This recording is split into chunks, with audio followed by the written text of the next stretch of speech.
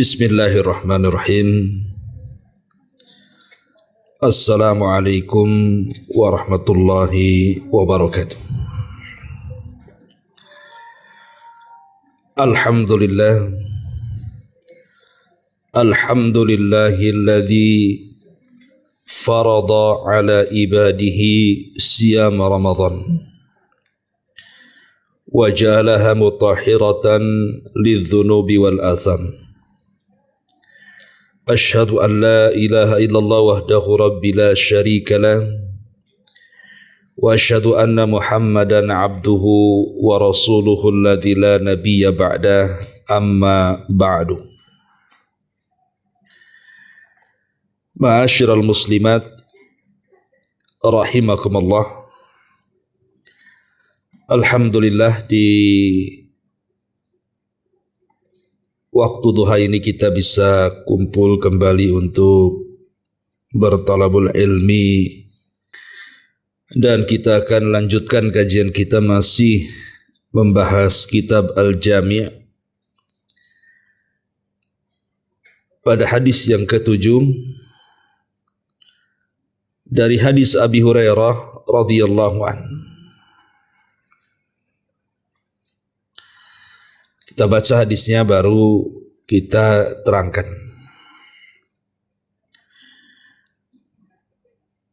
Dari Abu Hurairah radhiyallahu an, Nabi sallallahu alaihi wasallam bersabda, ayatul munafiki thalathun, idza haddatsa kadzab, wa idza wa'ada akhlafa, wa idza tumina khana. Kata Nabi sallallahu alaihi wasallam, tanda orang munafik itu ada 3. Yang pertama, idza haddatsa kadzaba, kalau dia berbicara maka dia selalu berdusta. Yang kedua, wa idza wa'ada akhlafa, kalau dia berjanji dia selalu. Wa idza tumina khana,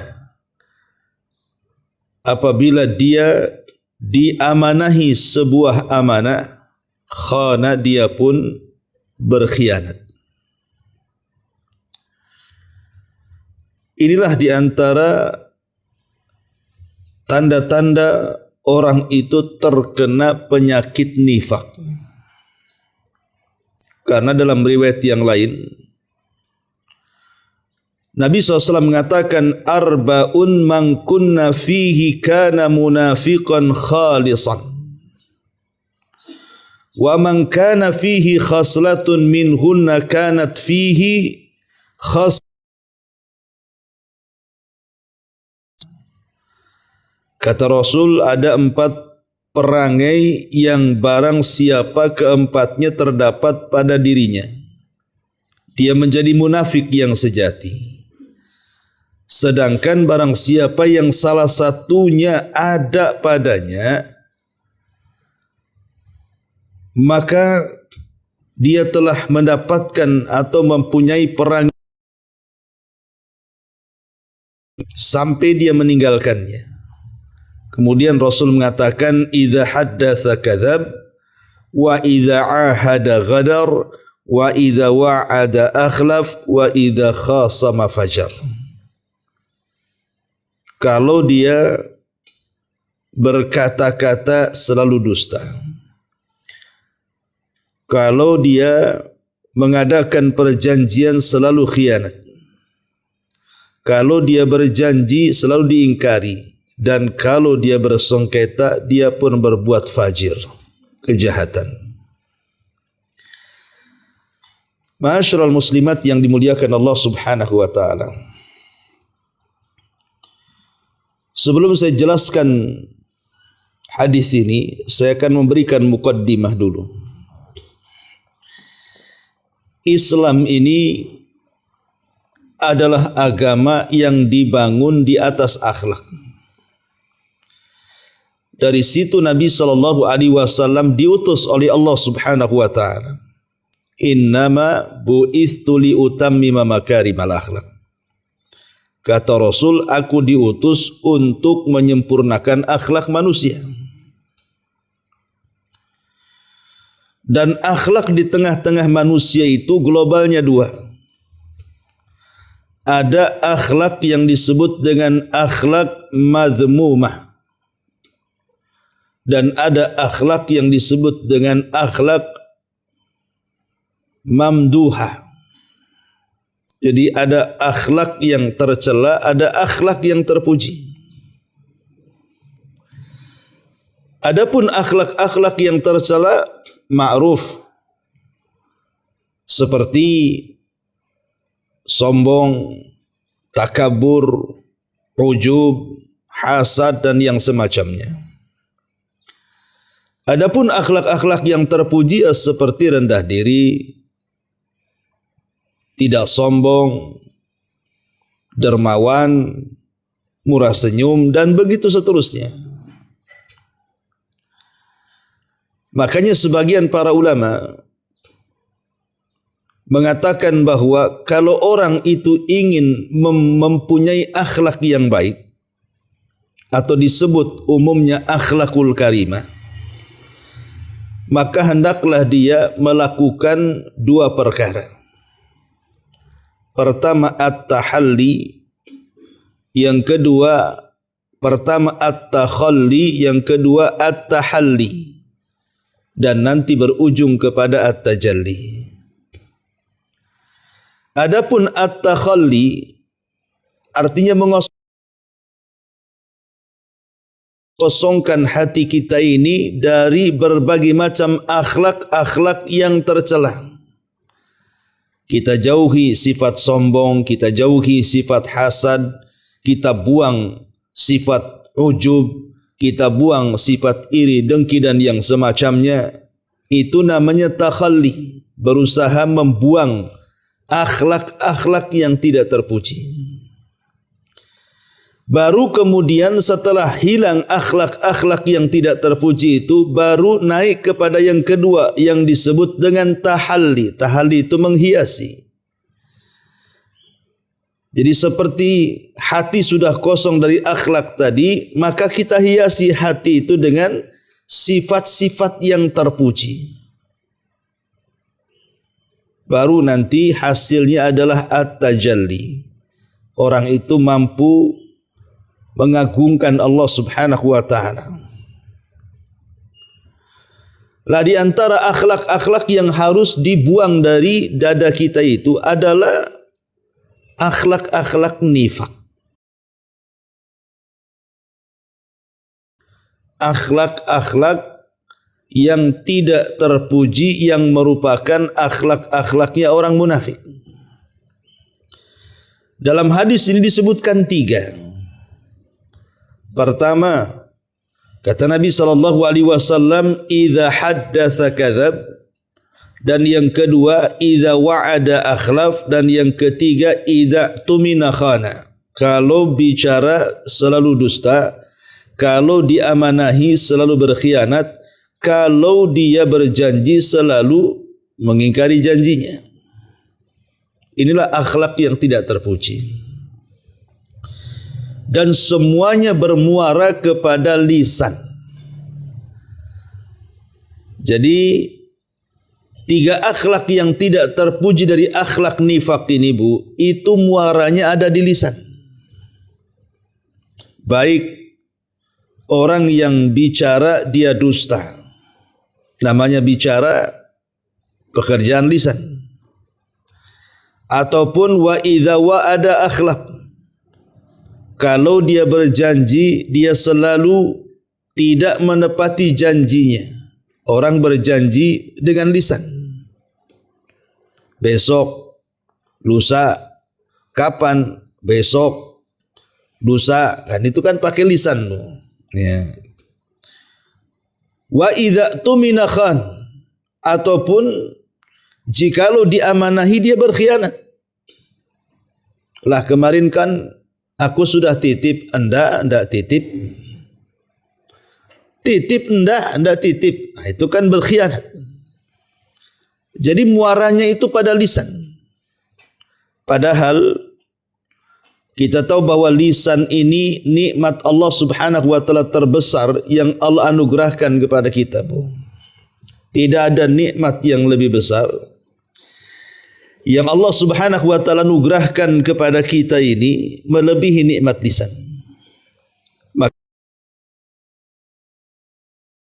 Tanda-tanda kuasa Allah. Allah berfirman, "Wa min ayatihi khalqus samawati wal ar wa ikhtilafu alsinatikum wa alwanikum." Dari tanda-tanda kuasa Allah adalah penciptaan langit dan bumi dan beragamnya lisan-lisan kalian dan warna kulit kalian. Kita bisa lihat manusia Allah bedakan dari segi suara. Kan tidak semua suara sama kan, Bu ya? Ada yang falas suaranya. Ada yang ngebas suaranya. Ada yang cempreng suaranya. Udah cempreng cerewet lagi. Ada orang-orang yang suara itu kan beda-beda tuh satu orang dengan yang lainnya. Kadang-kadang satu saudara beda-beda tuh. Ya, padahal keluar dari rahim yang sama. Kemudian juga dengan lisan ini akhirnya orang-orang yang buta paham ucapan orang selama dia tidak tuli. Jadi walaupun dia tidak melihat, tapi dia tidak tuli, dia paham ucapan orang. Artinya bisa memahamkan. Kemudian juga bagaimana kemudian lisan ini juga dengan lisan banyak pahala yang didapat. Contoh umpamanya orang yang baca Quran, itu amal lisan. Berapa banyak orang masuk surga gara-gara lisan kan? Karena baca Quran. Terutama di bulan Ramadan ini. Dan membaca Quran amalan lisan. Kemudian syukur, mengucapkan alhamdulillah. Itu juga amalan lisan. Gara-gara syukur nikmat pula bertambah. Kemudian al-amru bil ma'ruf wan nahi dari kemungkaran juga amal lisan. Dan itu mencegah adanya bencana. Berapa banyak bencana terhalang karena amalan lisan, mengajak manusia kepada kebaikan, mencegah dari kemungkaran. Sidqul kalimah. Dia kalau bicara jujur. Dia tidak pernah berdusta. Dan jujur dalam bicara juga perbuatan lisan. Dan itulah yang memudahkan atau menyingkatkan manusia masuk ke dalam sorga. Makanya Rasul mengatakan, "Alaikum bisidqi fa inna sidqa yahdi ilal bir wal birra yahdi ilal jannah." Wajib atas kalian jujur dalam ucapan. Karena jujur dalam ucapan itu mengantarkan kepada kebaikan dan kebaikan itu mengantarkan ke dalam sorga. Itulah nikmat lisan. Kita bisa mendulang pahala sebanyak-banyaknya dengan amalan lisan ini. Tetapi lisan juga bisa menggelincirkan manusia. Jadi dengan lisan bisa mengangkat derajat manusia di hadapan Allah. Bahkan di hadapan manusia. Dengan lisan juga bisa menggelincirkan dia di hadapan Allah dan di hadapan manusia. Karena ucapan manusia itu globalnya kan dua, Bu. Ada ucapan yang diucapkan manusia itu yang penuh dengan kebijaksanaan. Tapi ada juga yang kedua, ucapan manusia itu dipenuhi dengan kejahilan. Jahil tentang ucapan yang diucapkannya. Seperti akhirnya dengan ucapan dia menyakiti orang. Dengan ucapan dia terjadi permusuhan dengan orang. Dengan ucapan dia akhirnya saudara jadi lawan. Dan begitu seterusnya. Lah dalam hadis ini Nabi SAW mengatakan bahwa ayatu al-munafiki thalathun. Tanda-tanda orang munafik kadzab. Kalau dia bicara dia dusta. Dusta itu definisinya adalah menghabarkan sesuatu menyelisihi kenyataannya. Jadi akhbaru syai'in yukhalifu 'anil waqi'. Menghabarkan sesuatu tetapi habar ini tidak sesuai dengan kenyataannya. Jadi kalau habar tidak sesuai dengan kenyataannya berarti habar itu dusta. Habar itu hoax. Seperti sekarang itu kan dunia hoax, Terkadang ada orang yang memburuk-burukan pemerintah umpamanya kan. Kemudian mencari-cari berita-berita yang sebenarnya tidak berlaku, kemudian dia ada-adakan. Menghabarkan sesuatu yang tidak ada itu dusta. Makanya dusta itu biasanya ada di 3 macam. Pertama, mengada-adakan sesuatu yang tidak ada. Yang kedua, menambah-nambah sesuatu yang kurang. Dan yang ketiga, mengurang-urang sesuatu yang tambah. Biasanya dusta itu terjadi di 3 faktor ini. Pertama, mengada-ngadakan yang tidak ada. Ibu menceritakan tetangganya, menggibah tetangganya. Kalau seandainya yang ibu gibahi itu tidak ada pada tetangga yang sedang digibahi, berarti ibu sedang berdusta. Tapi kalau seandainya yang ibu gibahi itu memang ada pada tetangganya, berarti ibu sedang bergibah. Kalau ibu menggibah, terkadang betul yang ibu gibahi itu ada pada tetangganya, terkadang juga yang tidak ada pun ibu ada-adakan. Berarti ibu menggabungkan antara gibah dengan dusta. Kuadrat itu dosanya, Umpamanya ibu melihat tetangganya sukses dari segi usaha. Nampaklah dia bangun rumah, renovasi rumah, beli kendaraan gitu ya. Kemudian ibu ngerumpi sesama kawannya. Itu si Umu Anu itu kok aneh, saya kan kenal suaminya itu. Suaminya itu kerjanya itu saja masih besar gaji suami saya daripada dia kan gitu. Kok bisa dia bangun rumah, beli kendaraan, jangan-jangan dia punya ternak tuyul umpamanya, ya. Ataupun mungkin jangan-jangan suaminya maling, merampok, atau suaminya nyopet dan begitu seterusnya. Itu kan ibu sedang menggibahi.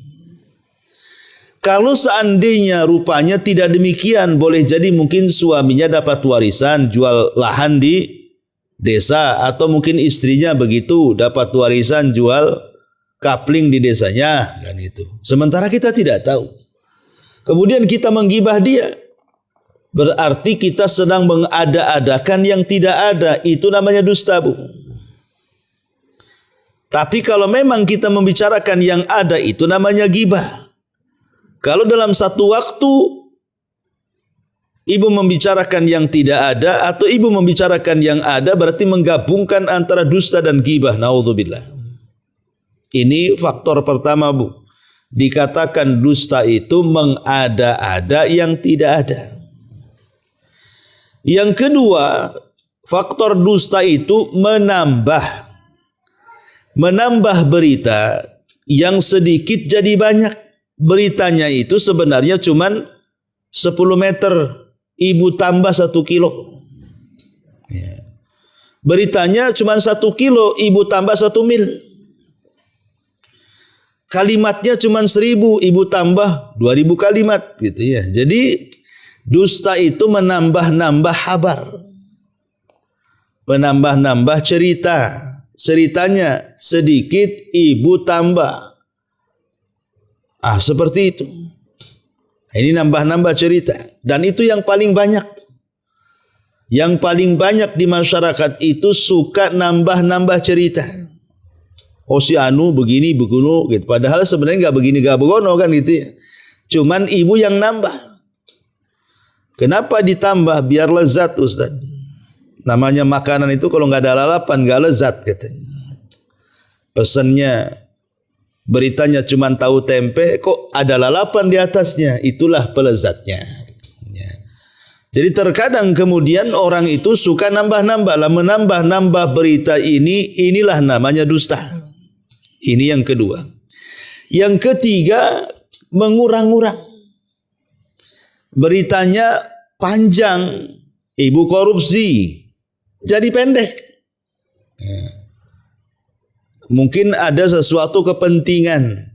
Kalau diberitakan kepada yang lain, nanti tahu, nanti dia rugi, dan begitu seterusnya. Maka disembunyikan berita itu.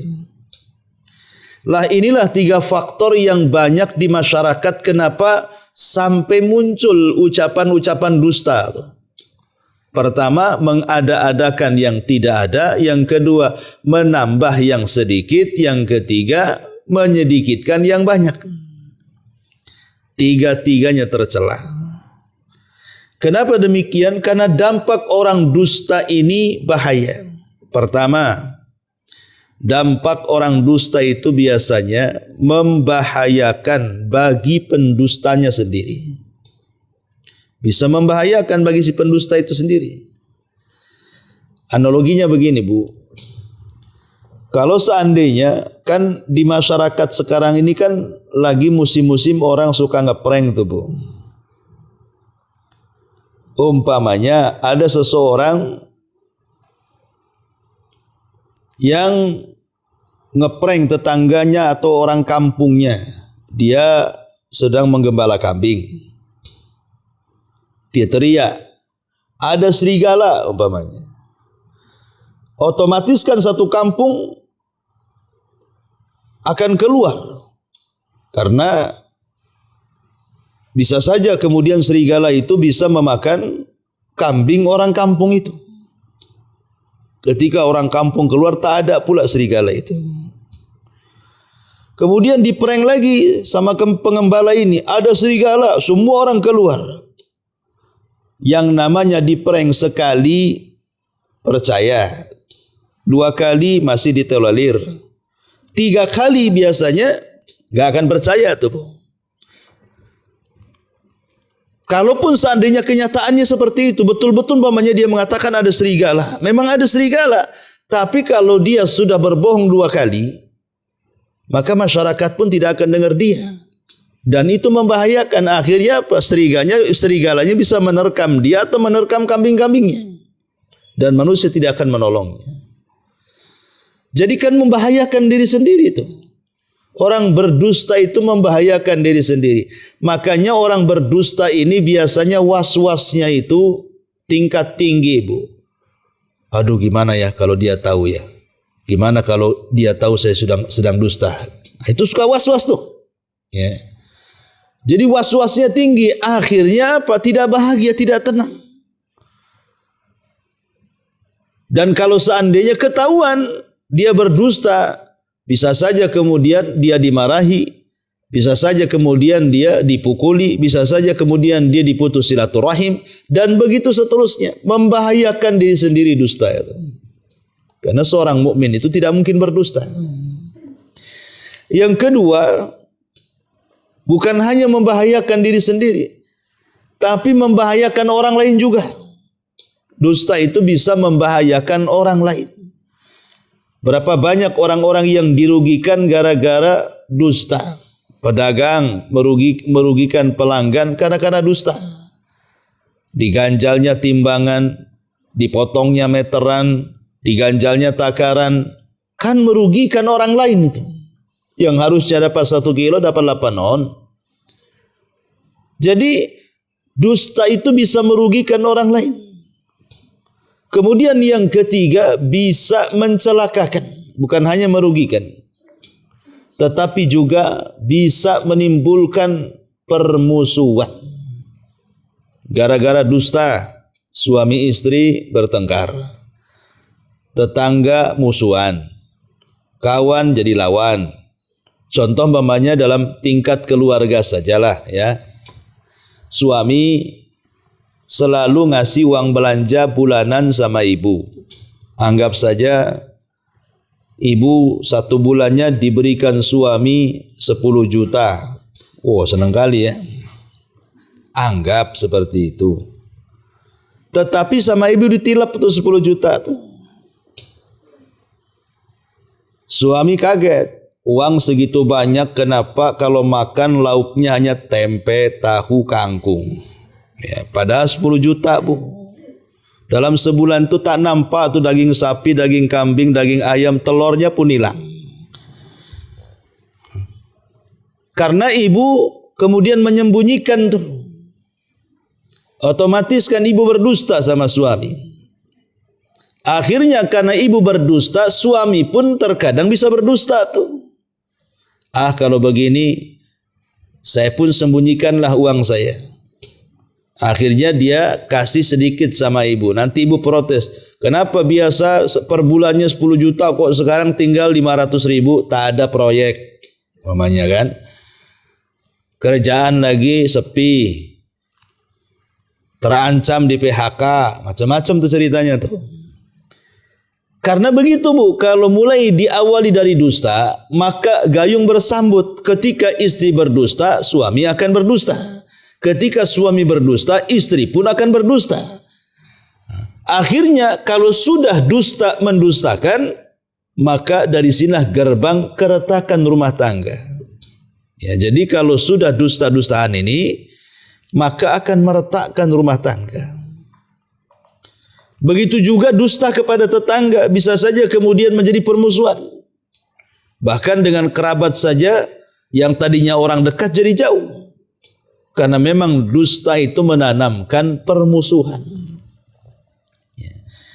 Dan lebih daripada itu, dusta itu adalah ciri-ciri munafik, bu. Sebagaimana pembahasan yang kita bahas di sini. Ayatul munafiki salasun, bahwa orang munafik itu ada 3 tandanya. Idza haddatsa kadzaba, kalau dia bicara dia suka dusta. Ma'asyiral muslimat yang dimuliakan Allah Subhanahu wa taala, ini baru di dunia. Di dunia. Nabi Ibrahim alaihi salatu wassalam, kenapa dia sedih pada hari kiamat? Ketika dia tidak bisa memberikan syafaatul uzma kepada umat manusia, bu. Ketika hari syafaat itu dimulai, manusia berbondong-bondong datang kepada Adam. Tapi Adam menolaknya. Dia tidak bisa memberikan syafaat karena dia pernah melanggar syariat Allah, pernah memakan buah larangan. Maka Adam pun sedih dan mengatakan, nafsi-nafsi, urus diri kalian sendiri, urus diri kalian sendiri. Akhirnya manusia datang kepada Nabi Ibrahim. Padahal Ibrahim itu Khalilur Rahman, kekasihnya Allah, Abul Anbiya, bapaknya para nabi. Dia tidak bisa memberikan syafaat. Kenapa? Karena pernah melakukan dusta 3 kali. Padahal bahasa dustanya itu untuk memperjuangkan agama, alias tauriyah. Pertama, dia mengatakan kepada ayahnya pada pesta yang diadakan Namrud, saya sedang sakit. Padahal dia tidak sedang sakit. Sengaja dia alasannya sedang sakit supaya ayahnya pergi dan dia bisa menyelinap ke dalam markasnya, istananya Namrud, untuk menghancurkan patung. Kemudian yang kedua, saat sudah menghancurkan patung, palunya diletakkan di leher patung yang paling besar. Ketika ditanya, engkau ya Ibrahim yang menghancurkan? Kata Ibrahim, tidak. Yang menghancurkan itu patung yang gede, buktinya palunya di situ. Nah, ini kan dusta juga. Ya. Kemudian yang ketiga, saat istrinya diculik oleh tentara Mesir. Kemudian untuk menyelamatkan nyawa Ibrahim, karena Ibrahim itu mengetahui ada aturan di Mesir itu yang aneh. Kalau ada suami istrinya cantik, istrinya diambil, suaminya dibunuh. Maka ketika kemudian Sarah diculik oleh raja, kemudian ditanya kepada Ibrahim, kepada Sarah, siapa laki-laki itu? Ibrahim sudah mengajarkan sebelumnya, jangan katakan aku suamimu, tapi aku saudarimu. Supaya nyawa Ibrahim selamat. Nah itu kan juga dusta. Lah sebab inilah Ibrahim bersedih, tidak bisa memberikan syafaat uzma kepada manusia. Maksudnya adalah, kalau Ibrahim saja bersedih gara-gara 3 dusta. 3 dusta saja loh ya dalam hidup Ibrahim itu. Sementara kita dalam sehari 100 kali dusta, asik nyengir saja. Enggak ada sedih-sedihnya. Kadang-kadang bangga pula dengan dustanya. Sambil tertawa, aku sudah bohongi dia katanya. Kurang ajar ibu ya kan. Jadi disinilah letaknya bahwa terkadang dusta itu sudah menjadi lengket dalam tabiat kita. Sudah melembaga bahasanya. Rasanya kalau sehari tidak berdusta itu tidak sah hidup itu. Padahal pada hari kiamat Nabi SAW pernah menceritakan dalam peristiwa ketika beliau diperlihatkan neraka itu. Jadi Nabi SAW melihat dalam mimpinya itu ada seseorang yang dirobek mulutnya dengan pisau yang bengkok sampai tengkuknya. Pertama dirobek mulutnya dan diarahkan sebelah kanan, kemudian ditarik sampai tengkuknya. Kemudian selesai itu dia gantian merobek mulutnya yang sebelah kirinya sampai ke tengkuknya. Jadi Nabi SAW mengkhawatirkan azabnya orang ini dan mengatakan, mahadan, apa sih siksanya orang itu wahai Jibril? Kok sedemikian dahsyatnya? Kenapa mulutnya dirobek-robek sampai ke tengkuknya? Dan itu kiri dan kanan. Maka Nabi SAW kemudian diberitahu alasannya. Kenapa? Karena orang itu ketika di dunia fayakdzib al-kizbata hatta tablughal afaq. Karena semasa di dunia dia suka berdusta dengan dusta yang mencapai segala penjuru. Maksudnya gimana bu? Kok dustanya sampai segala penjuru, ke barat, ke timur, ke utara, ke selatan. Kalau dulu menyebar berita satu kampung saja agak sulit kan bu? Bisa berminggu-minggu, berbulan-bulan baru menyebar berita itu. Tapi kalau sekarang dengan adanya medsos, adanya YouTube, adanya Facebook, adanya TikTok, adanya Instagram atau yang lainnya, kita bisa berdusta dalam media-media itu langsung tersebar ke seantero dunia bu. Lihat, itu yang dimaksud hatta tablughal ufuq tadi. Sampai dusta itu mencapai ufuk segala penjuru. Na'udzubillah ya. Jadi ini yang pertama, idza haddatsa kadzab. Yang kedua, wa idza wa'ada akhlaf. Apabila dia berjanji, dia suka tidak menepati janjinya alias ingkar.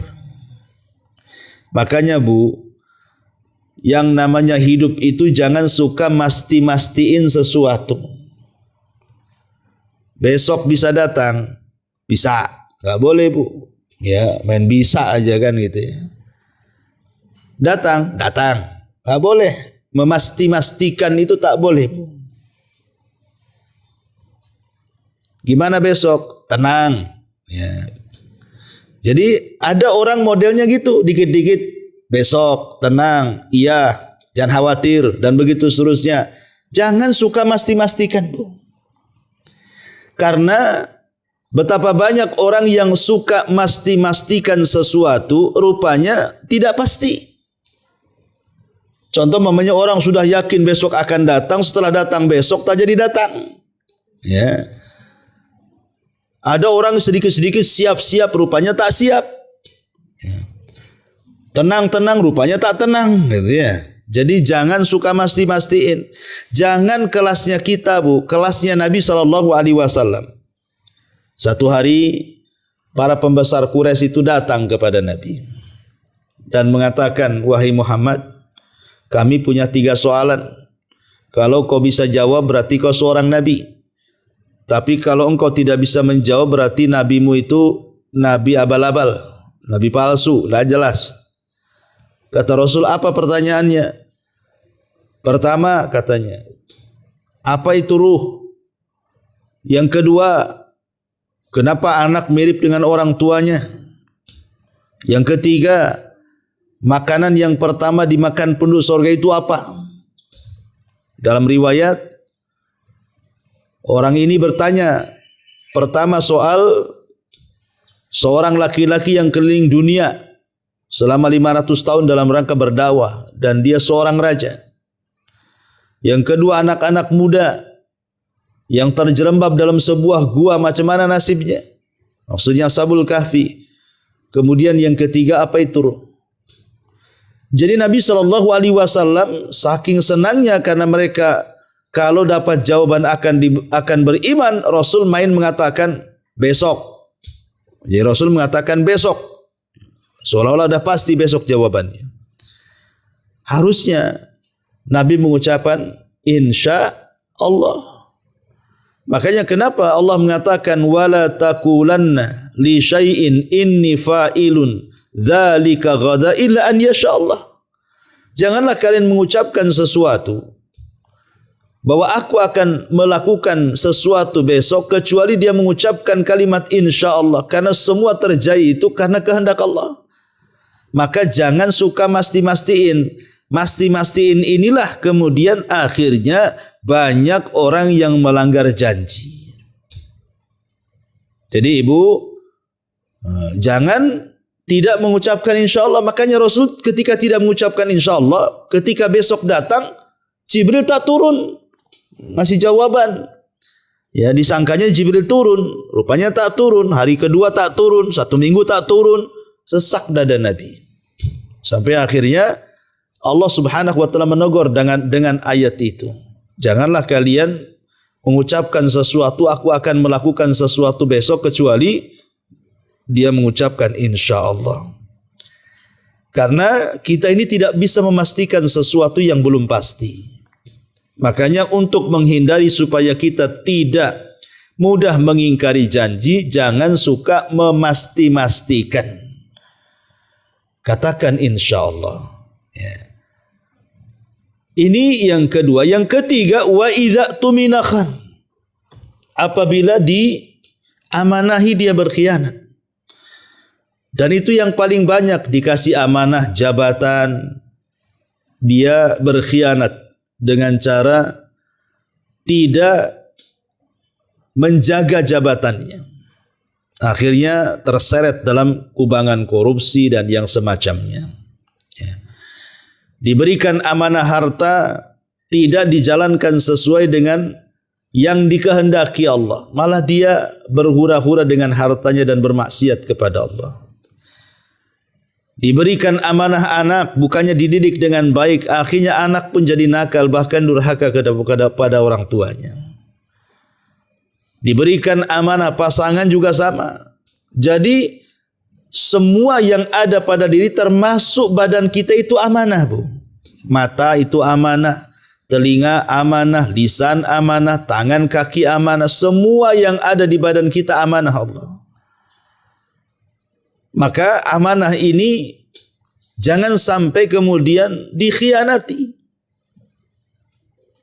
dengan memandang yang haram, mendengar yang haram, melangkah ke tempat haram dan berbicara sesuai kehendak dia tanpa mengerem, seomong-omongnya, mau gibah, mau namimah, terserah dia. Jadi umumnya, tapi kalau idza tumina khana, kalau yang dimaksud diamanahi dia berkhianat, maksudnya di sini kepada ucapan. Diamanahi ucapan, dia jangan khianat. Karena biasanya, Bu, di masyarakat ini kan ada orang itu yang tidak mau rahasianya diketahui orang. Ada orang-orang tertentu kayak ibu lah, mesti ada rahasia kan, tidak mau diketahui orang, Bu. Sebab kalau sudah diketahui orang itu bukan rahasia namanya. Terkadang karena ibu ini ada sesuatu yang harus dikeluarkan dalam hatinya. Tapi kan dia takut mengeluarkannya. Makanya tidak sembarang ibu keluarkan kecuali kepada orang yang ibu anggap mungkin bestinya gitu ya. Mungkin orang dekatnya. Terkadang omongannya kan juga mesti diawali, tolong jangan ceritakan sama orang. Anti saja yang tahu, kan begitu Ibu ya. Berarti kan orang yang dengar dapat amanah tuh.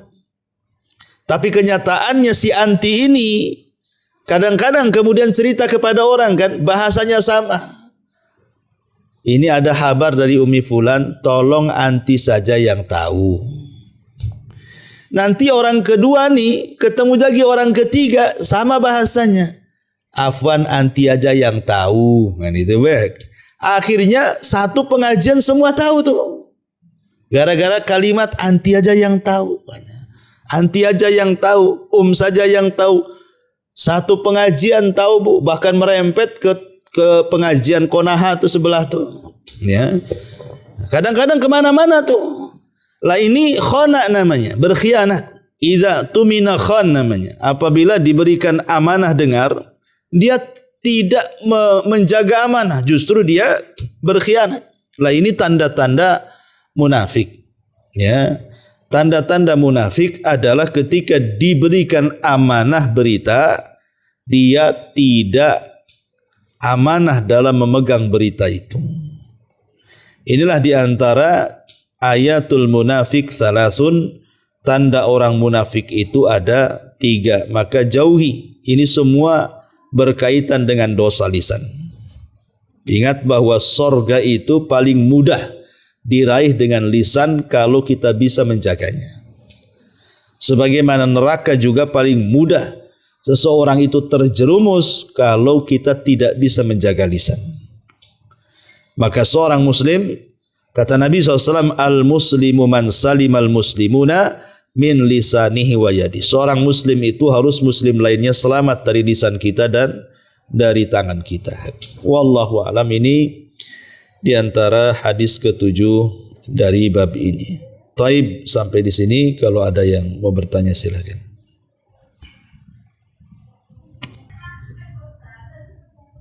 Oh, diingatin baru dilakukan. Itu maksudnya.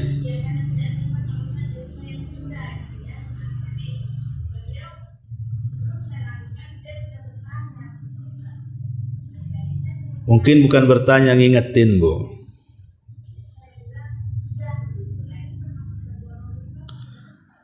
Ya dusta lah Bu, kan belum dilakukan. Tetap yang namanya definisi dusta itu kan menghabarkan sesuatu yang tidak sesuai dengan kenyataan. Ibu kan mengatakan sudah padahal belum kan? Berarti menghabarkan sesuatu yang kenyataannya belum dikerjakan. Berarti masuk tuh dalam definisi dusta. Ibu diam saja kalau ditanya, ya. Kalau takut dimarahi ya diam saja, langsung dikerjakan. Karena begini Bu, terkadang lisan ini kan dengan perbuatan itu harus cocok. Terkadang diam itu emas, kemudian bicara itu peraknya. Tetapi yang harus dipahami bahwa kan ada orang yang sedikit bicara, banyak bekerja. Ataupun ada yang banyak bicara, tak kerja-kerja. Ya, definisi ini pun sebenarnya harus dipahami. Yang betul itu kan kalau banyak bicara kan harus banyak kerjanya. Tapi tidak semua definisi ini juga benar. Karena ada orang mengatakan kita sedikit bicara, banyak bekerja. Padahal yang seperti ini biasanya maling Bu. Iya kan? Maling itu kan sedikit bicara Bu, banyak kerjanya dia. Berdua masuk ke rumah orang, ngomongnya gitu aja dia. Nggak ada ngomong-ngomong, gitu aja ya. Maksudnya jangan berisik gitu. Tapi kerjanya banyak. Ada orang yang kemudian banyak ngomong, tak kerja-kerja, itu orang gila, Bu. Ngomong aja, dia nggak kerja. Ya. Jadi harusnya orang yang berakal, ya dia bicara tapi dengan kejujurannya. Ya ibu ngomong saja, ya dengan bahasa ibu lah, jangan marah ya, kan gitu ya. Saya belum kerjakan tapi akan dikerjakan, gitu. Jadi jangan jadi kebiasaan. Kalau jadi kebiasaan itu nanti takutnya dusta melekat, Bu. Kalau sudah dusta melekat, itu nanti akan kadzdzaba. Dalam sebuah hadis kadzdzaba itu artinya terstempel di dahinya ibu ini seorang pendusta. Boleh dusta dalam rumah tangga itu, Bu, kalau dalam rangka keharmonisan. Hanya untuk keharmonisan keluarga saja. Selebihnya tidak boleh. Contoh umpamanya, ya kan, ibu masak keasinan, tapi karena suami ingin membahagiakan istri, ketika istri minta komentar, "Cemana masakan saya?" Enak, lebih enak dari masakan Padang umpamanya. Padahal keasinan kan. Tapi kan dusta seperti ini tidak ada masalah. Atau umpamanya suami membelikan ibu tas itu nggak ada mereknya, ya mungkin beli di pasar loak lah kan, itu tas second. Suaminya komentar, "Macam mana tas yang abang belikan?" "Wah, ini tas paling bagus di perumahan ini, kita aja yang punya," katanya, umpamanya. Ya, jadi nggak masalah kalau dusta-dusta yang seperti ini, tidak ada masalah karena memang intinya adalah supaya terjalin keharmonisan. Tapi kalau tadi yang ibu contohkan itu kan takut suami marah. Ya, takut suami marah kan bukan keharmonisan itu, Bu ya. Ya, maka sebaiknya kalau ibu sudah tahu suami akan marah kalau tidak dikerjakan, maka kerjakan. Ya. Kalau memang belum dikerjakan ya belum, tapi akan dikerjakan.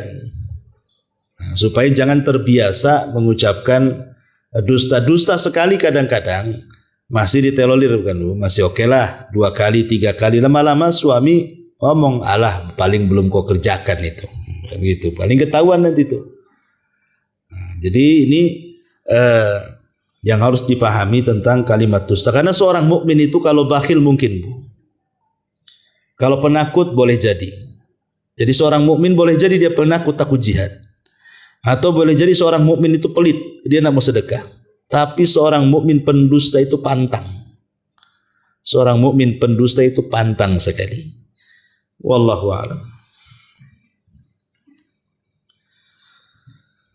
Iya, sampai di sini. Kita tutup. Subhanakallahumma bihamdika, asyhadu an la ilaha illa anta, astaghfiruka wa atubu ilaik. Allahu ta'ala alam. Assalamualaikum warahmatullahi wabarakatuh.